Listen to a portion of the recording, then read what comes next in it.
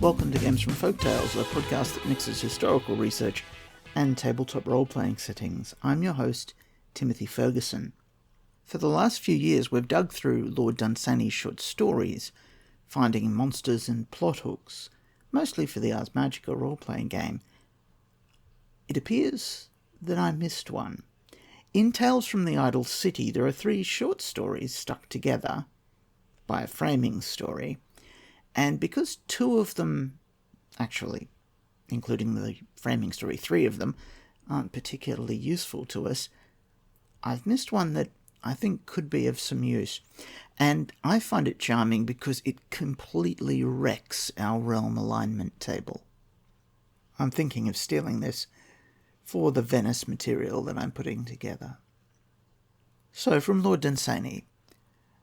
There was once a city which was an idle city wherein men told vain tales, and it was that city's custom to tax all men that would enter in with the toll of some idle story at the gate.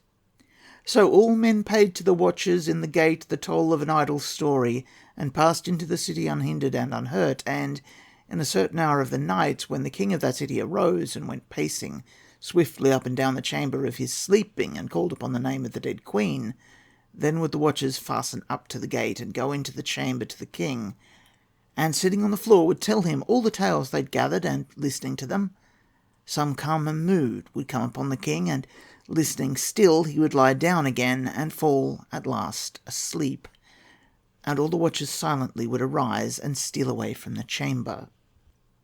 A while ago, wandering, I came to the gate of the city, and even as I came, a man stood up and paid his toll to the watchers. They were seated cross-legged on the ground between him and the gate, and each one held a spear. Near him 2 other travellers sat on the warm sand, waiting, and the man said, "Now, the city of Nombros forsook the worship of the gods and turned towards God. So the gods threw their cloaks over their faces and strode away from the city, and going into the haze among the hills, passed through the trunks of the olive groves into the sunset. But when they had already left the earth, they turned and looked through the gleaming folds of twilight for the last time at their city, and looked half in anger and half in regret. And then they turned and went away for ever, but they sent back a death, who bore a scythe, saying to it, 'Slay half in the city that forsook us, but half of them spare, that they yet may remember their old forsaken gods.' But God sent a destroying angel to show that he was God, saying unto him, 'Go into that city, and slay half the dwellers therein, yet spare a half of them, that they may know that I am God.'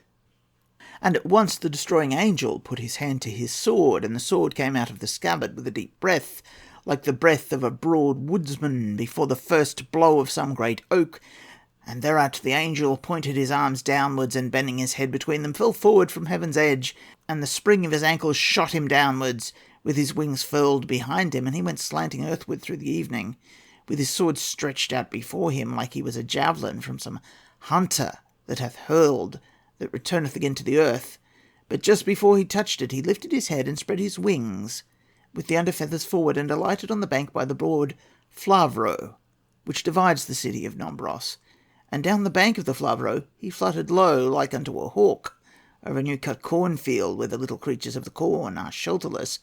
And at the same time, down on the other bank, the death from the gods went mowing. At once they saw each other. The angel glared at the death, and the death leered back at the angel. And the flames in the eyes of the angel illuminated a red glare in the mist that lay in the hollows of the sockets of the death. And suddenly they fell on one another, sword to scythe, and the angel captured the temples of the gods, and set up over them the sign of God. And the death captured the temples of God, and set unto them the ceremonies and sacrifices of the gods. And all the while the centuries slipped quietly by, going down the Flavros seawards.